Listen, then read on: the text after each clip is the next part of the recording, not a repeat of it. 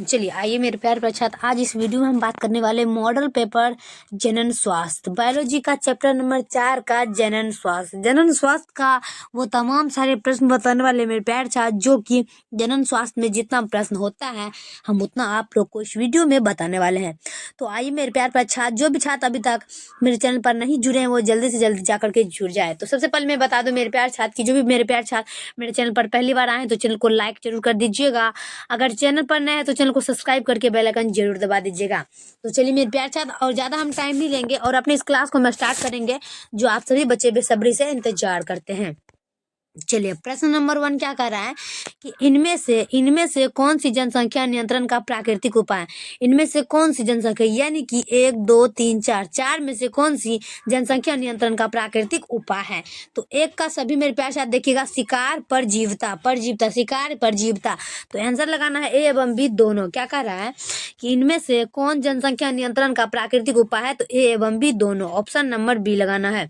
चलिए अगला प्रश्न की बात कर ले हम दूसरा नंबर में क्या कह रहा है कि नामांकित में से कौन जन्मदर नियंत्रण की शल्य विधि है। नामांकित में से कौन जन्मदर नियंत्रण की शल्य विधि है। तो दो का देख लेना है, क्या होगा कि ए तथा बी दोनों क्या कर रहा है, क्या हो रहा है कि वेसेक्टोमी ट्यूबेक्टोमी। तो इसका आंसर यही होगा, ऑप्शन नंबर सी। ए तथा बी दोनों क्या कर रहा है कि नामांकित में से कौन जन्मदर नियंत्रण की शल्य विधि है, ए तथा बी दोनों, ऑप्शन नंबर बी।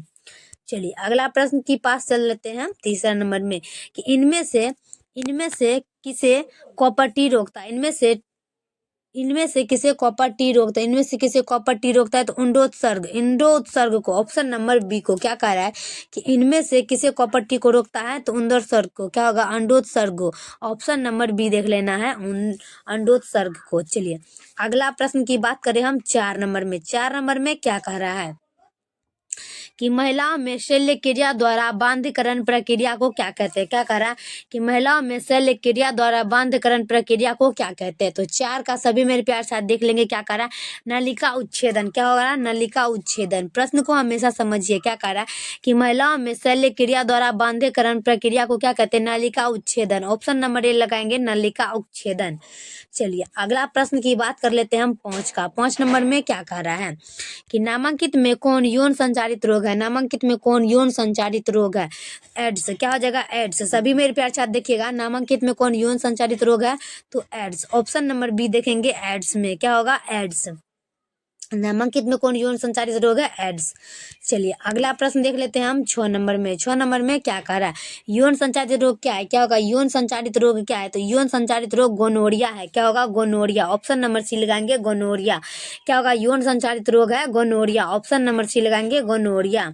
चलिए अगला देखेंगे हम 7 नंबर में क्या कह रहा है, अंत गर्भाशय तकनीक की औसत असफलता की दर क्या है। क्या होगा, अंत गर्भाशय तकनीक की औसत असफलता की दर क्या है। 7 का सभी मेरे प्यारे साथ देखिएगा, प्रश्न को समझिए, अंत गर्भाशय तकनीक की औसत असफलता की दर क्या है। 7 का सभी मेरे प्यारे साथ देखिएगा, 4%। क्या हो जाएगा, 4%, ऑप्शन नंबर डी। चलिए अगला देखेंगे हम 8 नंबर का, मानव स्वास्थ्य के लिए क्या सावधानी की जरूरत है। तो मानव स्वास्थ्य के लिए सावधानी की जरूरत है, तो 8 का देख लेना है, मानव स्वास्थ्य के लिए इनमें से सभी यानी कि गर्भपात, यौन संचारित रोग, बचाव, गर्भवती की समुचित देखभाल। तो इसका आंसर होगा ऑप्शन नंबर डी, इनमें से सभी, ऑप्शन नंबर डी। चलिए अगला देख लेंगे हम 9 नंबर, जनसंख्या विस्फोट का परिणाम क्या है। क्या होगा, जनसंख्या विस्फोट का परिणाम क्या है। 9 का सभी मेरे प्यार साथ देखिएगा, इनमें से सभी, आय में ह्रास, भूमि का ह्रास, खनिज का ह्रास, इनमें से सभी, ऑप्शन नंबर डी। क्या होगा कि जनसंख्या विस्फोट का परिणाम क्या होगा, इनमें से सभी। क्या होगा, इनमें से सभी, ऑप्शन नंबर डी लगाएंगे, इनमें से सभी। चलिए अगला प्रश्न देख लेंगे हम 10 नंबर का। 10 नंबर में क्या कह रहा है कि जनसंख्या नियंत्रण के लिए हार्मोनल गर्भ निरोधक गोली प्रयुक्त क्या है। क्या होगा कि जनसंख्या नियंत्रण के लिए हार्मोनल गर्भ निरोधक गोली प्रयुक्त क्या है। 10 का सभी मेरे प्यार साथ देखिएगा, और 10 का आंसर हो जाएगा 10 का ऑप्शन नंबर डी, इनमें से सभी। क्या होगा, इनमें से सभी, ऑप्शन नंबर डी लगाएंगे, इनमें से सभी। क्या होगा, इनमें से सभी। चलिए अगला देख लेते हैं हम 11 का। 11 में क्या कह रहा है कि निषेचन रोकने के शल्य विधि को क्या कहते हैं। निषेचन रोकने के शल्य विधि को क्या कहते हैं। 11 का सभी मेरे प्यार साथ देखिएगा, निषेचन रोकने के शल्य विधि को सभी यानी कि option number A B C D. तो इसका आंसर हो जाएगा ऑप्शन नंबर डी, डायरेक्टली 11 का डी। चलिए 12 नंबर में देख लेंगे क्या कह रहा है। निम्नलिखित में कौन यौन संचारित रोग है? निम्नलिखित में कौन यौन संचारित रोग है? तो सिफिलिस। क्या होगा? सिफिलिस। निम्नलिखित में कौन यौन संचारित रोग है? तो सिफिलिस। ऑप्शन नंबर डी लगाएंगे। निम्नलिखित में कौन यौन संचारित रोग है? सिफिलिस। Option number D. चलिए अगला देख लेंगे हम 13 नंबर का। 13 में क्या कह रहा है कि भारत में प्रथम जनगणना कब हुई थी? भारत में प्रथम जनगणना कब हुई थी? 13 का सभी मेरे प्यारे छात्र देखिएगा और इस प्रश्न को याद रखिएगा कि भारत में प्रथम जनगणना हुई थी 1951 में। क्या होगा? 1951 में। प्रश्न क्या कह रहा है कि भारत में प्रथम जनगणना कब हुई थी? तो 1951 में। Option number D. चलिए अगला देख लेंगे हम 14 नंबर का कि जनसंख्या अधिक होने से क्या होती है? जनसंख्या अधिक होने से क्या होती है? जनसंख्या अधिक होने से प्रति व्यक्ति आय में कमी हो जाती है। प्रति व्यक्ति आय में कमी हो जाती है। क्या कह रहा है कि जनसंख्या अधिक होने से प्रति व्यक्ति आय में कमी हो जाती है। ऑप्शन नंबर ए। चलिए अगला देखेंगे हम 15 का। 15 में क्या कह रहा है कि परिवार नियोजन के लिए शुक्रवाहिनी को काटकर बांधने की विधि को क्या कहते हैं? कि परिवार नियोजन के लिए शुक्रवाहिनी को काटकर बांधने की विधि को क्या कहते हैं? तो सभी मेरे प्यारे साथ देखिएगा, प्रश्न को हमेशा समझकर ही टिक लगाना। क्या कह रहा है कि परिवार नियोजन के लिए शुक्रवाहिनी को काटकर बांधने की विधि को क्या कहते हैं? क्या कहते हैं? सभी मेरे प्यारे साथ देखिएगा 15 का वैशोमेटोमी। ऑप्शन नंबर सी होगा। क्या कह रहा है कि परिवार नियोजन के लिए शुक्रवाहिनी को काटकर बांधने की विधि को क्या कहते हैं? वैशिटोमी। Option number C. चलिए अगला देखेंगे हम 16 नंबर का। 16 में क्या कह रहा है?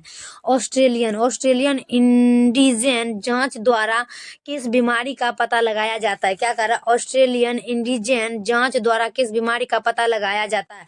16 का सभी मेरे प्यारे साथ देखेगा क्या होगा? Hepatitis B. क्या होगा? Hepatitis B. प्रश्न को हमेशा समझिए। क्या कह रहा है कि ऑस्ट्रेलियन इंडोजेन जांच द्वारा किस बीमारी का पता लगाया जाता है? तो hepatitis B. Hepatitis B. Option number B लगाएंगे, हिपेटाइटिस बी। चलिए अगला देख लेते हैं हम 17 नंबर में। एड्स के लिए सबसे सही ड्रग क्या है? क्या होगा? एड्स के लिए सबसे सही ड्रग क्या है? 17 का सभी मेरे प्यारे छात्र देखिएगा, एड्स के लिए सबसे सही ड्रग क्या है? 17 का आंसर हो जाएगा ऑप्शन नंबर सी। क्या होगा? जिदोदीन। ऑप्शन नंबर सी होगा, जिदोदीन। प्रश्न क्या कह रहा है कि एड्स के लिए सबसे सही ड्रग क्या है? कि जिदोदीन। ऑप्शन नंबर सी लगाएंगे, जिदोदीन। चलिए अगला देख लेंगे हम 18 का। 18 में क्या कह रहा है कि लिंग जांच के कौन सी विधि का सबसे अधिक दुरुपयोग किया जाता है? लिंग जांच के लिए कौन सी विधि का सबसे अधिक दुरुपयोग किया जाता है? तो सभी मेरे प्यारे छात्र देखिएगा, अम्नियोसेंटेसिस। देखिए प्रश्न क्या कह रहा है समझिए कि लिंग जांच के लिए कौन सी विधि का सबसे अधिक दुरुपयोग किया जाता है? तो अम्नियोसेंटेसिस। Option number B. चलिए अगला देख लेंगे हम 19 नंबर में कि जन्मदर नियंत्रण की विधि कौन सी है? जन्मदर नियंत्रण की कौन सी विधि है? सभी मेरे प्यार साथ देखिएगा, जन्मदर नियंत्रण की कौन सी विधि है? 19 का आंसर लगाना है IUCDS। ऑप्शन नंबर सी हो जाएगा, IUCDS। क्या होगा कि जन्मदर नियंत्रण की शल्य विधि है कौन सी विधि? तो IUCDS। Option number C. चलिए अगला देख लेंगे हम 20 का। कॉपर टी क्या रोकता है? कॉपर टी क्या रोकता है? कॉपर टी निषेचन को रोकता है। कॉपर टी निषेचन को रोकता है। चलिए 21 नंबर में देखेंगे कि निम्न में से कौन विषाणु जनित रोग है? निम्न में से कौन विषाणु जनित रोग है? निम्न में से तो इनमें से सभी फ्लू, पोलियो, एड्स। निम्न में से कौन सा विषाणु जनित रोग है? तो चारों में लगाना नहीं है, ऑप्शन नंबर डी में लगाना, इनमें से सभी। चलिए लास्ट देखेंगे 22 का। जनसंख्या अधिक होने से क्या पता होता है? जनसंख्या अधिक होने से क्या पता चलता है? आय में कमी, खनिज पदार्थ की कमी, जमीन में कमी, इनमें से।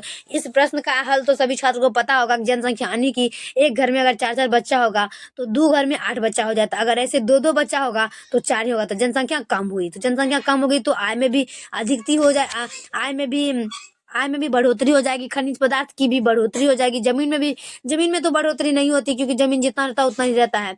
अगर जनसंख्या वृद्धि ज्यादा होता है तो क्या होता है? आय में कमी होती है, खनिज पदार्थ की कमी होती है, जमीन में कमी होती है।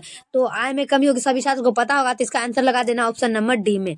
तो फाइनली मेरे प्यारे साथ वीडियो कैसा लगता है कमेंट में जरूर छापिएगा। तब तक के लिए नेक्स्ट वीडियो में मिलते हैं। ऐसे वीडियो पाने के लिए चैनल को सब्सक्राइब जरूर कर लीजिएगा। तब तक के लिए नेक्स्ट वीडियो मिलते हैं। जय हिंद, जय भारत।